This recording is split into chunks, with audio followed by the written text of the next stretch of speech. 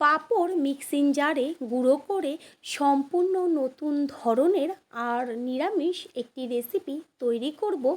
আর রেসিপিটি কি করে তৈরি করব সেটা দেখার জন্য কিন্তু স্টেপ বাই স্টেপ ফলো করতে হবে।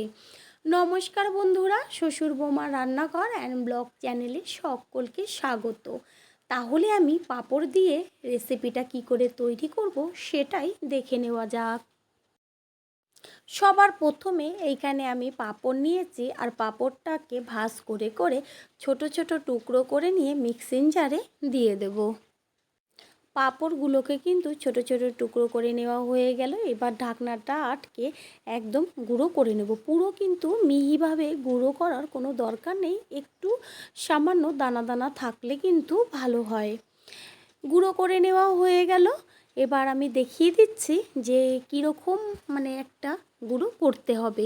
দেখাই যাচ্ছে যে সামান্য কিন্তু একটু দানা দানা ভাব আছে, একদম কিন্তু মিহিভাবে পুরো পাউডারের মতন গুঁড়ো করিনি।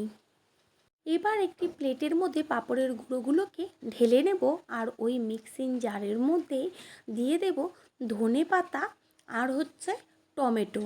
এইখানে আমি একটা বড় সাইজের টমেটো বীজগুলো ছাড়িয়ে দিয়ে দিয়েছি। টমেটো আর ধনেপাতা সামান্য একটু জল দিয়ে একসাথে পেস্ট করে নেব। অন্যদিকে একটা ছোট বাটির মধ্যে দিয়ে দিচ্ছি 1 চা চামচ ধনের গুঁড়ো, 1 চা চামচ জিরের গুঁড়ো, 1 চা চামচ লঙ্কার গুঁড়ো ঝালের জন্য, আর 1 চা চামচ হলুদ গুঁড়ো। দেব 1.5 চা চামচ লবণ দিয়ে অল্প করে জল দিয়ে মশলাটাকে জলের সাথে চামচের সাহায্যে ভালো করে গুলে নিতে হবে। মশলার মধ্যে দিয়ে দেব 2 চা চামচ টক দই। টক দই দিয়ে মশলার সাথে ভালো করে টক দইটাকে ফেটিয়ে নিতে হবে। গ্যাসের ওভেনে কড়াই বসিয়ে কড়াইটা খুব ভালো করে গরম করে নিয়ে এর মধ্যে দিয়ে দিচ্ছি সর্ষের তেল। আর তেল গরম করে নিয়ে এর মধ্যে ফোড়ন দিচ্ছি 2টো শুকনো লঙ্কা, তেজপাতা আর 1 চা চামচ সাদা জিরে। গ্যাসের ফ্লেম এই পর্যায়ে একদম লোতে রেখে তারপরে দিয়ে দিচ্ছি 2-4টে এলাচ দানা, জয়িত্রী আর 1 টুকরো দারচিনি দিয়ে ভালো করে তেলের সাথে কিছু সময় নেড়ে চেড়ে নিয়ে তারপর এর মধ্যে দিয়ে দিচ্ছি ছোটো চামচের 1 চা চামচ ফোড়ন হিং। গ্যাসের ফ্লেম কিন্তু এই পর্যায়ে একদম লোতে রাখতে হবে যেন মশলা আর হিংটা পুড়ে না যায়। তারপর সুন্দর যখন একটা ফ্লেভার বের হবে তখন কিন্তু এর মধ্যে দিয়ে দিতে হবে ধনে গুঁড়ো, জিরে গুঁড়ো, লবণ, হলুদ যে জলের সাথে গুলে রেখেছিলাম সেই মশলাটা। গ্যাসের ফ্লেম মিডিয়ামে রেখে মশলাটাকে খুব ভালো করে কষিয়ে নিতে হবে। এই রেসিপিটা আপনারা যদি পেঁয়াজ রসুন দিয়ে করতে চান তাহলেও করতে পারেন, খেতে কিন্তু দুর্দান্ত লাগবে। মশলাটা থেকে তেল ছাড়তে শুরু করেছে আর কাঁচা গন্ধটাও চলে গেছে। ঠিক এই পর্যায়েই এর মধ্যে দিয়ে দিচ্ছে ধনেপাতা ও টমেটোর পেস্ট। ধনেপাতা টমেটো আর সাথে পেস্ট করাতে ফ্লেভারটা এত দারুণ আসবে আর রান্নার টেস্টটাই সম্পূর্ণ কিন্তু একদম বদলে যাবে। পুরনো বন্ধুদের সবসময় পাশে থাকার জন্য অনেক অনেক ভালোবাসা। আর নতুন বন্ধুরা আমাদের রেসিপিগুলো যদি ভালো লেগে থাকে সাবস্ক্রাইব করে দেওয়ার অনুরোধ রইল ও পাশে থাকা বেল আইকনে ক্লিক করলে পরবর্তী ভিডিওগুলো সবার আগে আপনাদের কাছে পৌঁছে যাবে। মশলাটা কষানো হতে হতে অন্যদিকে আমি 2টো আলু সিদ্ধ করে রেখেছিলাম। এইবার একটা গ্রেটারের সাহায্যে আলু দুটোকে গ্রেট করে নেব। 2টো আলু গ্রেট করে নিয়েছি। এইখানে গ্রেট করা একটা আলুর পরিমাণ অনুযায়ী আমি এখন ব্যবহার করব, আর একটা আলু যে গ্রেট করা সেটা কিন্তু আমি পরে ব্যবহার করব। আর মশলাটাকে কিন্তু খুব ভালো করে কষিয়ে নিতে হবে। মশলা যত কষানো হবে রেসিপির টেস্টটা কিন্তু ততটাই বেড়ে যাবে। মশলার কিন্তু কালারটা চেঞ্জ হতে শুরু করেছে আর ওপরেও তেলগুলো ভেসে উঠেছে।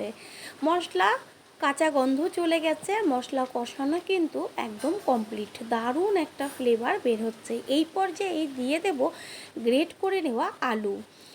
আলু কিন্তু মশলার সাথে মিশিয়ে নেব ভালো করে। আর আলুটা কিন্তু অবশ্যই ব্যবহার করবেন, তাহলে দেখবেন গ্রেভির টেস্টটা এত দুর্দান্ত হবে যেন শুধু গ্রেভি দিয়েই কিন্তু ভাত বা রুটি খেয়ে নেওয়া যাবে। 2 মিনিট মতন সময় নিয়ে মশলার সাথে আলুটাকে রান্না করে নিতে হবে। তারপরেই এর মধ্যে দিয়ে দেব উষ্ণ গরম জল। জল দেওয়ার পর কিন্তু খুন্তি দিয়ে সাথে সাথে খুব ভালো করে জলের সাথে আস্তে আস্তে মেশাতে হবে। গ্যাসের ফ্লেম এই পর্যায়ে হাই করে দেব।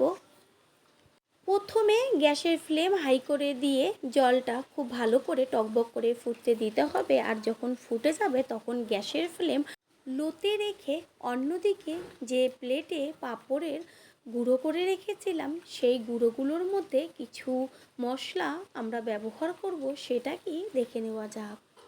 দেব 3-4 চামচ বেসন। খেয়াল রাখতে হবে পাঁপড়ের থেকে বেসনের পরিমাণটা যেন বেশি না হয়ে যায়। আর দেবো 1 চা চামচ গুঁড়ো দুধ মানে আমল দুধ, 1/2 চা চামচ হলুদ গুঁড়ো, 1/2 চা চামচ কাশ্মীরি লঙ্কার গুঁড়ো, 1/2 চা চামচ লবণ, আর যে আদা ও কাঁচা লঙ্কা একসাথে পেস্ট করে নিয়েছিলাম সেই পেস্ট 2 চা চামচ। আদাটা অবশ্যই ব্যবহার করবেন কারণ যেহেতু এটা নিরামিষ রেসিপি। এবার সামান্য জল দিয়ে পাঁপড়টাকে খুব ভালো করে মেখে নেব। আমি যে 2টো আলু সিদ্ধ করে গ্রেট করে নিয়েছিলাম তার থেকে অর্ধেকটা আমি গ্রেভিতে দিয়েছি আর অর্ধেকটা কিন্তু এই পাঁপড়ের গুঁড়োর মধ্যে দিয়ে তারপরে সামান্য একটু জল দিয়ে মেখে নিয়েছি।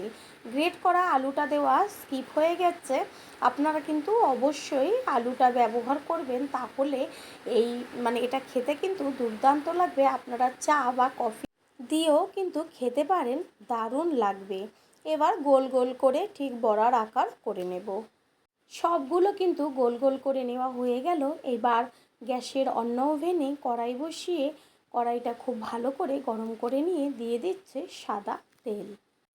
তেল গরম হয়ে গেছে, এবার বলগুলো কিন্তু তেলের মধ্যে এক এক করে ছেড়ে দেব। গ্যাসের ফ্লেম মিডিয়াম টু লোয়ে রেখে কিন্তু এগুলোকে ভাজতে হবে। পাঁপড়ের এই বলগুলোর মধ্যে কিন্তু অবশ্যই গ্রেট করা আলু আর আমুল দুধ এটা কিন্তু ব্যবহার অবশ্যই করবেন। বলগুলো কিন্তু ভেজে নেওয়া হয়ে গেল, এবার তেল ছেঁকে তুলে নেব।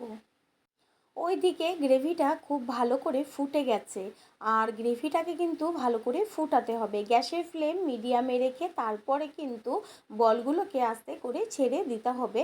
বলটা একটু হবার জন্য ভেতরে যেন মশলাগুলো যায় সেই কারণে আরও 4 থেকে 5 মিনিট কিন্তু হতে দিতে হবে। সমস্ত কিছুর ব্যালেন্সটা ঠিক রাখার জন্য এর মধ্যে দিয়ে দিয়েছি 1 চা চামচ চিনি।